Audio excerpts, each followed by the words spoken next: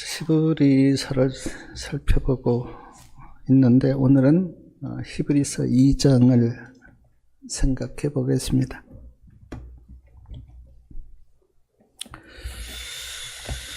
히브리서 2장 1절에 보면 그러므로 모든 들은 것을 우리가 더욱 삼갈지니 혹 흘러 떠내려갈까 염려하노라. 네, 그러므로 그랬습니다. 여기 그러므로는 히브리서 1장에서 말씀한 예수님이 하나님이시고 예수님이 창조주이시고 예수님이 천사보다 뛰어나심으로 그런 뜻입니다.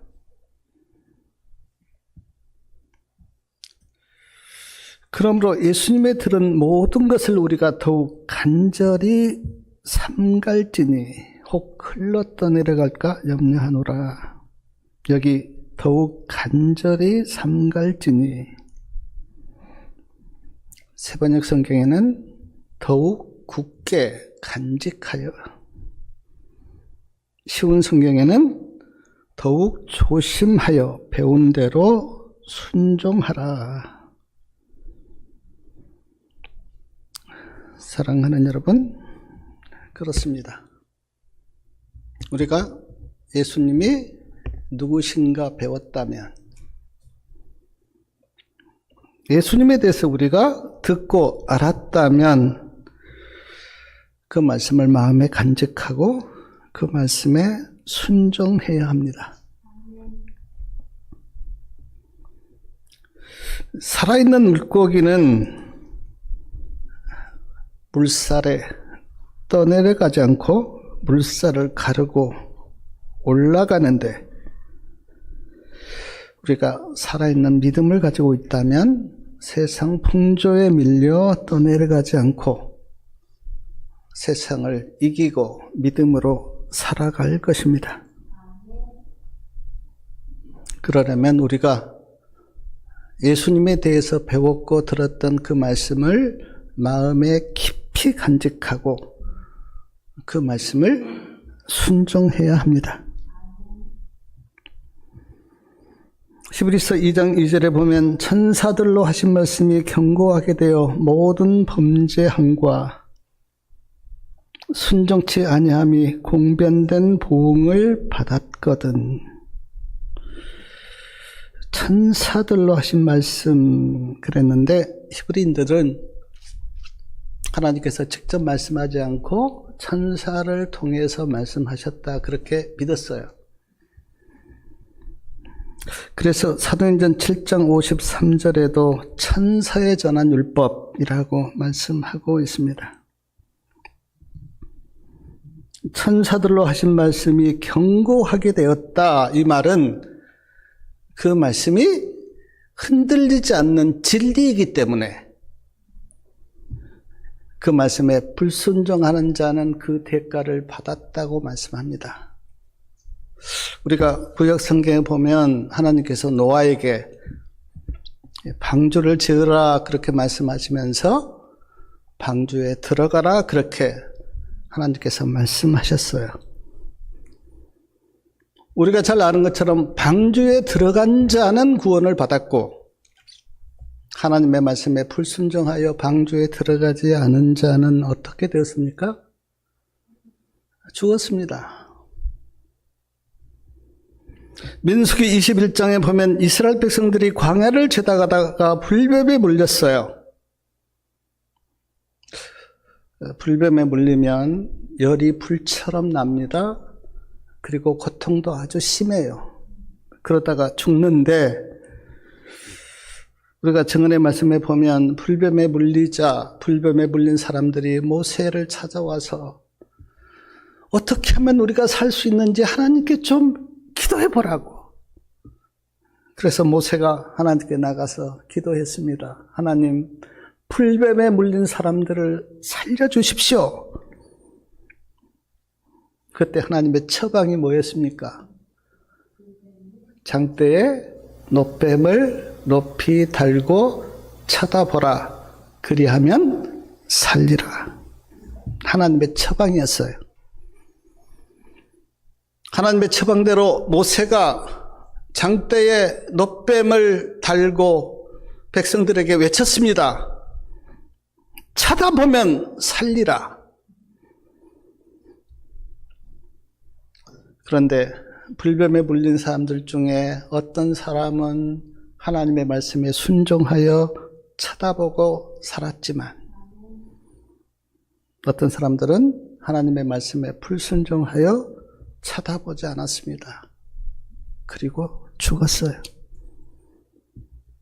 이토록 천사를 통해서 주신 하나님의 말씀은 그 말씀이 생명이고 진리이기 때문에 말씀에 순종하면 살고 말씀에 불순종하면 그 대가를 받았다고 하는 것을 우리가 성경에서 알게 됩니다. 그래서 요한복음 12장 48절에 보면 예수님이 이렇게 말씀하셨어요. 나를 저버리고 내 말을 받지 아니하는 자를 심판할 리가 있는데 나의 한 그 말이 마지막 날에 저를 심판하리라. 뭐가요? 말씀이 우리를 심판하겠다고 그렇게 예수님이 말씀하셨습니다. 그러므로 사랑하는 여러분, 하나님의 말씀을 하나님의 말씀으로 받기를 바랍니다. 그냥 한 말이 아니에요. 이 말씀을 내가 어떻게 듣고 어떻게 지키냐에 따라서 내 운명이 달라져요. 우리 히브리서 2장 3절 말씀 다 같이 한번 읽어보겠습니다. 3절이요. 우리가 이같이 큰 구원을 등한히 여기면 어찌 피하리요. 이 구원은 처음에 주로 말씀하신 바요 들은 자들이 우리에게 확증한 바니. 이 구원은 처음에 주님께서 우리에게 말씀하셨다. 모든 말씀은 주님으로부터 나왔죠. 천사가 전했던, 선지자가 전했던, 사도가 전했던 말씀은 주님으로부터 나왔습니다. 그리고 우리에게 확증한 바다 그랬는데 그 말씀은 우리에게 확증된 말씀이에요. 그러면서 하신 말씀이 우리가 이같이 큰 구원을 등한히 여기면 어찌 피하겠느냐. 사랑하는 여러분, 구원을 등한히 여기면 피할 길이 없습니다. 심판을 피할 수 없고 멸망을 피할 수가 없어요. 구원을 등한히 여기면.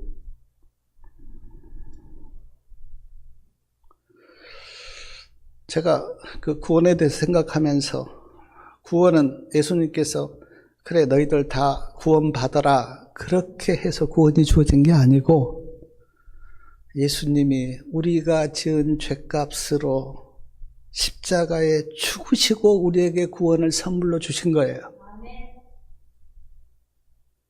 그냥 말로 우리를 구원하신 게 아닙니다. 우리가 져야 할 대가를 예수님이 대신 지시고 그 사망을 당하시고 우리를 구원하셨어요. 그러므로 이같이 큰 구원을 등한히 여기면 어찌 피하리요 그렇게 말씀하고 있습니다. 사도 바울이 히브리서를 썼다 그렇게 말씀을 드렸는데 사도 바울이 히브리서를 쓴 이유 중에 하나가 히브리인 중에 많은 사람들이 구원을 등한히 여겨서 예수님을 믿는 믿음을 포기하고 유대교로 돌아갔어요. 그리고 돌아가지 않았다고 하더라도 믿음이 흔들렸어요. 그래서 사도 바울이 구원을 등한히 여기지 말라 그렇게 말씀하고 있는데 오늘 또 어떤 사람들은 구원을 등한히 여겨요. 물론 우리가 인간이기 때문에 완전한다고 말할 수 없지만, 그러나 구원을 귀중하게 여기지 않고 구원을 등한히 여겨요. 구원을 내 인생의 차체로 두지 않고 그냥 한번 믿어봐야지, 그런 마음으로 믿는 사람들이 많아요. 세상 일에 바쁘면 예배도 잘 안 드리고 안식일도 잘 안 지키면서 구원을 등한히 여기는 사람들이 많습니다. 참 마음이 아프죠. 시간이 날 때 말씀을 연구하지 않고 친구들 만나고 TV 보면서 시간을 보내는 것, 구원을 등한히 여기는 것입니다. 내 생각과 내 마음이 예수님께 맞춰지지 않고 세상에 있는 것도 구원을 등한히 여기는 거예요. 그러다 보면 서서히 구원에서 멀어집니다.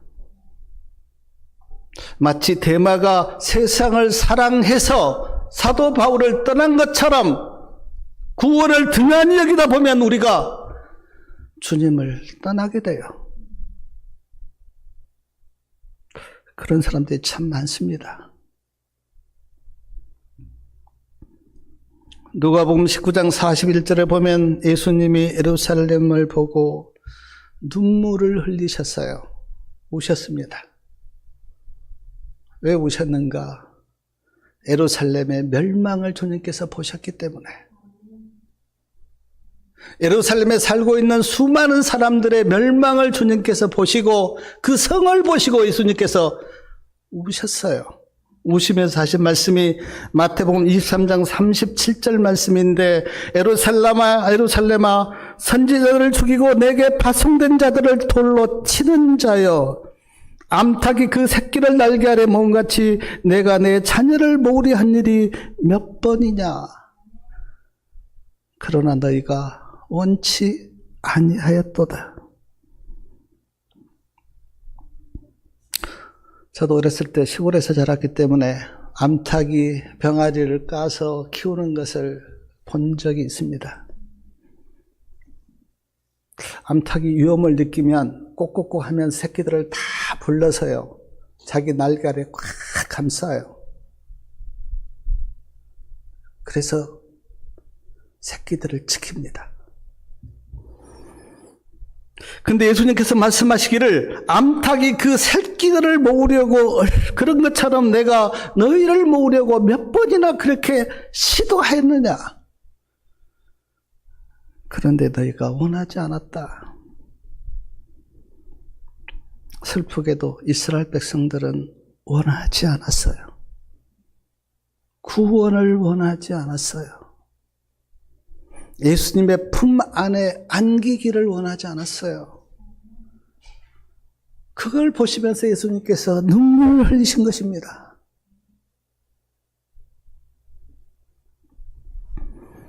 히브리서 2장 4절에는 하나님도 표적과 기사들과 여러 가지 능력과 자기 뜻을 따라 성령에 나눠주신 것으로서 저희와 함께 증거하셨느니라. 하나님이 표적들과 기사와 여러 가지 능력으로 증거하셨다. 성경에 보면 하나님께서 우리를 사랑하시고 하나님이 살아계시고 하나님이 역사하신 증거가 너무나 많잖아요. 성령도 증거하셨다 그랬는데 성령이 증거한 능력도 너무 많잖아요. 우리가 사도행전을 지난번에 봤는데 사도행전 보면 성령이 얼마나 복음을 전하는 주의 제자들을 지키고 보호했다는 걸 알잖아요. 베드로가 감옥에 갇혔을 때 지진을 일으켜서 베드로를 꺼내주시고, 사도 바울이 복음을 전하면서 수많은 고난을 당했는데 그래도 하나님께서 보호하시고, 하나님도 표적과 기사와 여러 가지 능력으로 증가하셨고 성령도 증가했습니다. 그래서 아무도 핑계치 못한다 그랬어요. 천연계 가운데 하나님의 손길이 나타나 있고 하나님이 표적도 보여주시고 성령도 증가하셨기 때문에 아무도 핑계치 못한다고 로마서 1장에서 말씀하고 있습니다. 사랑하는 여러분, 성령의 역사하심에 순종하시기 바랍니다. 5절에는 하나님께서 천사에게 세상을 다스리라고 말씀하지 않았다고 말씀합니다. 장차 오는 세상을 천사들에게는 복종케 하심이 아니라 하나님께서 세상을 누구에게 맡기셨는가? 천사에게 맡기지 아니하고 예수님께 맡기셨고 예수님을 믿는 성도에게 맡기셨어요. 그래서 우리가 구원받아 하늘에 가면 천사 위에 우리가 있습니다. 우리는 다 하나님의 자녀이기 때문에. 천사는 우리의 부리는 심부름꾼이다 그랬어요. 그래서 우리가 예수님과 함께 온 우주를 주관하고 다스리는 그런 놀라운 특권을 우리에게 주신다, 그렇게 말씀합니다. 6절 말씀 우리 다 같이 한번 읽어보겠습니다. 6절. 오직 주가 어디 증거하여 가로되 사람이 무엇이간데 주께서 저를 생각하시며 인자가 무엇이간데 주께서 저를 권고하시나이까. 시편 8편에 있는 말씀인데 이 말씀은 인간이 대신 예수님께 적용되기도 하고 오늘 우리에게도 적용되기도 하는데 저는 이 말씀을 이렇게 생각하면서 여러 번 주님 내가 무엇이간데 나를 이렇게 사랑하십니까? 라고 고백한 적이 있습니다. 예수님의 사랑을 이렇게 생각하다가 보면 이 고백이 나와요. 예수님 내가 무엇이간데 이 죄인을 주님께서 사랑하십니까? 그러면서 제가 생각한 게 있어요. 예수님이 왜 나를 사랑하실까? 사랑하실 이유가 없는데 딱 하나가 있습니다. 하나님의 자녀니까. 자식이니까 버릴 수가 없잖아요. 어떻게 자식을 버리겠어요? 사랑받을 자격이 우리에게는 없지만 자녀니까 하나님께서 우리를 사랑하시는 겁니다. 멸망하도록 내버려 두실 수가 없었어요. 많은 사람들이 아담과 하와가 죄를 지었을 때 하나님 그거 그냥 아담과 하와 버려버리고 또 사람 만들면 되잖아요. 하나님의 마음을 몰라서 하는 말이에요. 자식을 버릴 수가 없는 거예요. 그래서 독생자 예수님이 이 땅에 오셔서 십자가를 지고 그를 구원한 거 아닙니까? 하나님의 사랑이 가슴으로 느껴지면 다윗처럼 사람이 무엇이간데 주께서 저를 생각하십니까? 라고 고백할 수밖에 없어요. 누가 시켜서 하는 것이 아니고 하나님의 사랑이 가슴에 느껴지면 이 고백이 나와요. 우리 성도님들도 가슴으로 하나님의 사랑을 느끼시고 한번 그렇게 고백해 보십시오. 하나님, 내가 무엇이간데 나를 위해서 십자가를 지시고 나를 사랑했습니까? 그러면요, 마음이 굉장히 벅차고 하나님의 사랑이 더 느껴집니다. 히브리서 2장 7절부터 18절까지는 성육신에 대해서 나옵니다. 예수님이 사람이 되신 성육신. 7절에 보니까 저를 잠깐 동안 천사보다 못하게 하셨다.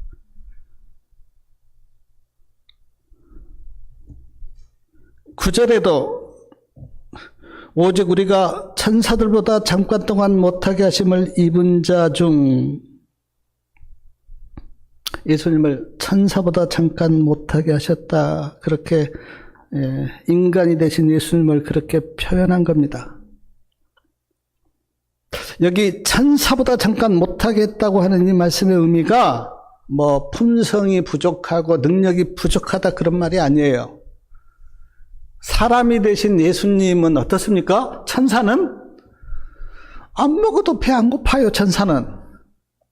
그런데 예수님은 사람이 되셨기 때문에 안 잡수시면 배고프셨습니다. 천사는 피곤하지 않아요. 아무리 돌아다니도 천사는 피곤하지 않습니다. 근데 인간이 되신 예수님은 어떻습니까? 복음서에 보면 피곤해서 주무셨어요. 그리고 쉬셨어요. 그런 의미에서 천사보다 잠깐 못하게 하셨다 그렇게 말씀한 겁니다. 누구를 구원하기 위해서요? 우리를 구원하기 위해서. 17절에는 그러므로 저가 범사의 형제들과 같이 되셨다. 11절 끝에 보면 그러므로 형제라 부르시기를 부끄러워 아니하시고 우리를 뭐라고 불렀다는 겁니까? 형제다. 아니, 생각해 보십시오. 하나님이신 예수님이 이 땅에 오셔서 우리를 형제라고 부르셨다는데 감동이 안 됩니까? 놀라운 은혜입니다. 예수님 옆에 갈 수도 없는 우리를 예수님께서 형제다 그렇게 부르셨다는 거예요. 히브리서 2장 복음성경 주석에 보니까 이런 말씀이 있었습니다. 그리스도께서 인성을 취하신 목적은 인간이 그리스도와 하나가 되게 하려는 것이요. 하나님이 그의 독생자를 사랑하신 것과 같이 우리를 사랑하게 하는 것이요. 인간이 신의 성품에 참여하는 자들이 되게 하기 위해서 예수님이 인간이 되셨다는 거예요. 우리와 하나 되기 위해서, 우리를 사랑하기 위해서, 우리를 신의 성품에 참여하도록 하기 위해서 예수님이 인성을 쓰셨다는 겁니다. 놀라운 사랑이고 은혜 아닙니까? 또한 하나님이신 예수님이 인간이 되신 이유가 9절 끝에 보면요. 자, 9절 끝에 하나님의 은혜로 말미암아 모든 사람을 위하여 죽음을 맛보려 하심이라. 왜 예수님께서 사람이 되셨습니까? 죽음을 맛보기 위해서. 하나님은 죽으실 수가 없잖아요. 하나님은 죽으실 수가 없기 때문에 죽으시려고 인간이 되셨다는 겁니다. 죽으시려고. 그래서 예수님께서 십자가를 지시고 십자가 위에서 하신 말씀이 뭡니까? 다 이루었다. 물론 예수님께서 여러 목적으로 인간이 되셨지만 그 중에 하나는 우리가 지은 죄값으로 죽으시려고. 그래서 우리가 사망 아래 있었는데 사망 아래서 우리를 구원하려고 예수님이 인간이 되셨다고 히브리서 2장 9절에는 말씀합니다. 이것 또한 놀라운 은혜이고 사랑이에요. 제가 그 예수님의 성육신을 이렇게 연구하면서 받았던 은혜가 뭐냐면 예수님의 성육신을 깊이 연구해 보니까 그 성육신 속에 놀라운 사랑이 그리고 놀라운 희생이 그 안에 있어요. 그래서 예수님의 성육신을 깊이 연구해 보면요, 사랑과 그 하나님의 은혜가요 밀려와요. 어떤 분이 뭐 이런 비유도 들었는데, 하나님이신 예수님이 인간이 되신 것이 인간이 뭐 벌레가 되는 것과 같다, 뭐 그런 비유도 들었는데, 그보다 더 낮아지신 거예요. 왜냐하면 나를 구원하기 위해서. 14절 말씀 우리 다 같이 한번 읽어보겠습니다. 14절. 자녀들은 혈육에 함께 속하셨음에 그도 또한 한 모양으로 혈육에 함께 속하심은 사망으로 말미암아 사망의 세력을 잡은 자 곧 마귀를 없이 하시며. 왜 예수님께서 인간이 되셨는가? 사망의 세력을 잡은 자 마귀를 없이 하시며. 물론 마귀가 지금 없는 건 아니에요. 그 하늘에서 불심판이 내려올 때까지 마귀는 존재합니다. 그러나 마귀는 예수님이 인간이 되셔서 십자가를 지실 때 마귀는 자기 운명을 알았어요. 아, 나는 실패했구나. 나는 이제 하나님의 심판을 받아 죽을 수밖에 없는 라는 것을 마귀는 알아요. 그래서 한 사람이라도 구원받지 못하게 하려고 온갖 괴락과 유혹을 한다고 그렇게 정언해 말씀합니다. 왜 예수님이 인간으로서 이 땅에 오셨는가? 마귀를 없이 하기 위해서, 그렇게 성경에는 말씀합니다. 또한 하나님이신 예수님이 왜 인간이 되셨는가? 히브리서 2장 15절 말씀에 보면, 자, 15절 말씀 같이 한번 읽어보겠습니다.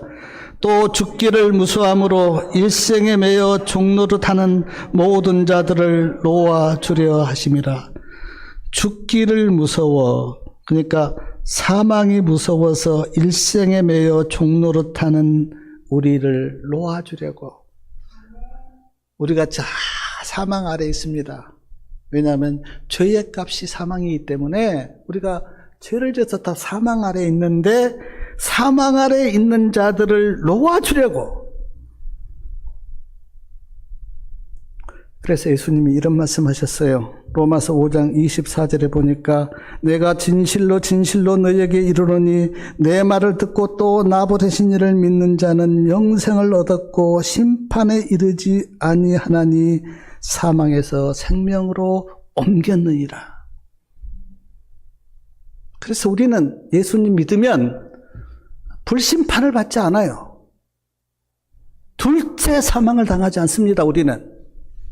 왜냐하면 예수님이 우리를 사망에서 구원해 주셨기 때문에. 로마서 6장 23절에는 죄의 삭은 사망이요 하나님의 은사는 그리스도 예수 우리 주 안에 있는 영생이니라. 또한 히브리서 2장 16절의 말씀에 보면, 자, 16절 말씀도 같이 한번 읽겠습니다. 이는 실로 천사들을 붙들어 주려 하심이 아니요 오직 아브라함의 자손을 붙들어 주려 하심이라. 여기 천사들을 붙들어 주려 하심이 아니라, 예수님이 천사를 구원하기 위해서 이 땅에 오신 거 아니에요.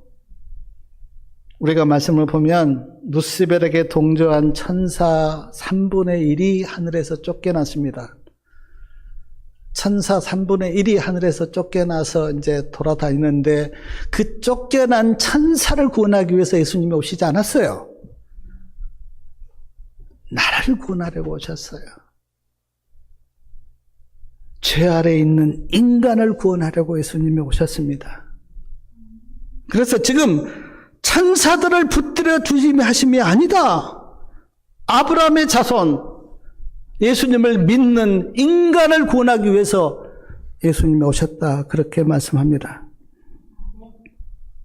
17절 말씀 같이 한번 읽어보겠습니다. 그러므로 저가 범사의 형제로 같이 되심이 마땅하도다. 이는 하나님의 일에 자비하시고 충성된 대제사장이 되어 백성의 죄를 구속하려 하심이라. 예수님이 지금 자비하고 충성된 대제사장이 되었다, 그렇게 말씀하셨는데, 앞으로 이 대제사장이 되신 예수님에 대해서는 많이 나오기 때문에 오늘은 말씀드리지 않겠습니다. 다만 한 가지, 예수님이 우리의 제사장이 되셨어요. 사랑하는 여러분, 죄를 지으면 속죄 제물이 필요하고 제사장이 필요합니다. 죄에서 속함을 받으려면 속죄 제물을 내가 준비해야 되고 제사장이 그 피를 가지고 성소에 뿌려야만 했어요. 그런데 히브리서를 연구해 보면 속죄 제물이 누구십니까? 제사장이 누구십니까? 예수님이에요. 그러니까 우리가 예수님을 구주로 믿으면 예수님이 다 하신다는 거예요.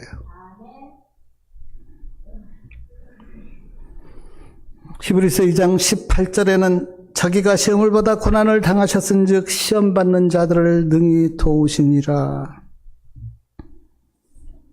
사랑하는 여러분, 예수님이 사람이 되어서요 시험도 받으셨어요. 마귀에게 3번 시험 받았습니다. 그리고 십자가 앞에서도 예수님이 많은 시험을 받으셨어요. 십자가에서 내려와라. 그러면 우리가 믿겠다고 하는 그것도 시험이었어요.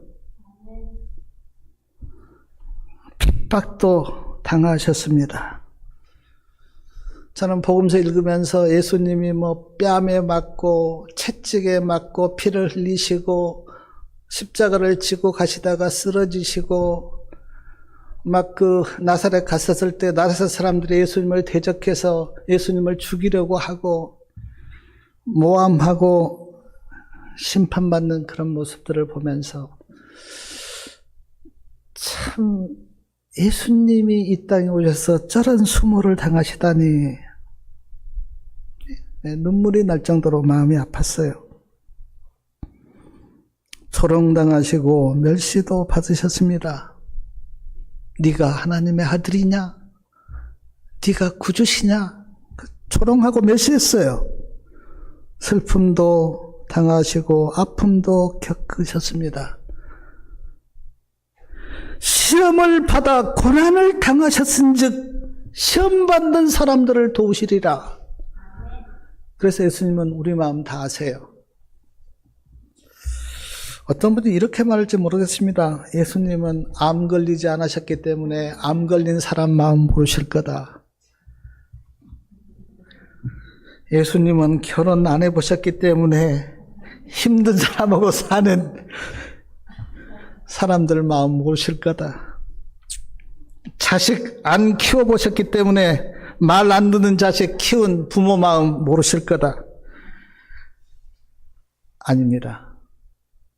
예수님은 우리가 당한 모든 고통과 고난과 슬픔과 어려움을 겪어보셨어요.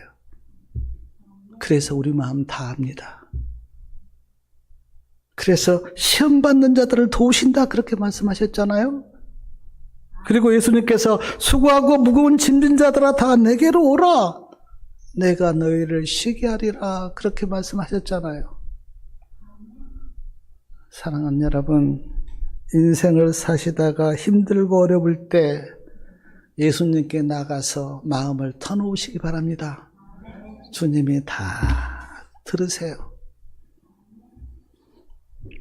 복음서를 읽어보면 사람들이 힘들고 어려울 때 예수님께서 어떻게 도우셨고 그를 어떻게 위로하셨는지 예수님의 생애를 연구해보면 다 나와요. 가늠하다 현장에서 붙잡힌 여인을 주님께서 어떻게 위로하시고 도우셨는가. 그 고독하고 쓸쓸했던 세리의 마음을 주님께서 어떻게 위로하셨는가. 위로 못 받을 사람 없습니다. 주님이 다 우리 마음 아시고 우리를 위로하세요. 사랑하는 여러분, 히브리서 2장은 우리에게 들은 말씀을 흘려버리지 말고 마음에 새기고 순종하라고 말씀하십니다. 하나님의 말씀에 순종하지 않으면 그 대가를 받는다고도 말씀하십니다. 구원을 등한히 여기지 말라고 말씀하십니다. 예수님이 왜 사람이 되셨는가? 사망의 세력을 잡는 자 마귀를 없이 하시고 우리가 진 죄값으로 죽으시려고, 그리고 우리를 도우시려고 하나님이신 예수님이 사람이 되셨다고 말씀합니다. 히브리서 2장 말씀을 마음에 깊이 좀 생각해 보시기 바랍니다. 이같이 큰 구원을 등한히 여기면 어찌 피하겠는가? 예수님이 왜 인간이 되셨는가? 예수님이 인간이 되지 않았다면 우리에게 무슨 소망이 있겠습니까? 우리가 어떻게 구원을 받겠어요? 우리를 구원하시려고 하나님이신 예수님이 사람이 되셔서, 그것도 막 오셔서 돌아가신 게 아니고 33년 동안 하나님이 누구신가를 우리에게 가르쳐 주시고 우리를 하나님의 사랑으로 초대하시고 하나님의 마음이 어떤지 우리에게 보여주신 다음에 우리의 죄값으로 십자가에 죽으시고 우리를 구원하신 예수님의 사랑과 은혜에 대해서 많이 명상해 보시기 바랍니다. 그것이 우리로 하여금 하나님의 사랑을 느끼게 하고, 하나님의 사랑이 느껴지면 그때 믿음이 시작되고 우리 또한 하나님을 사랑할 수 있는 은혜가 우리에게 주어집니다.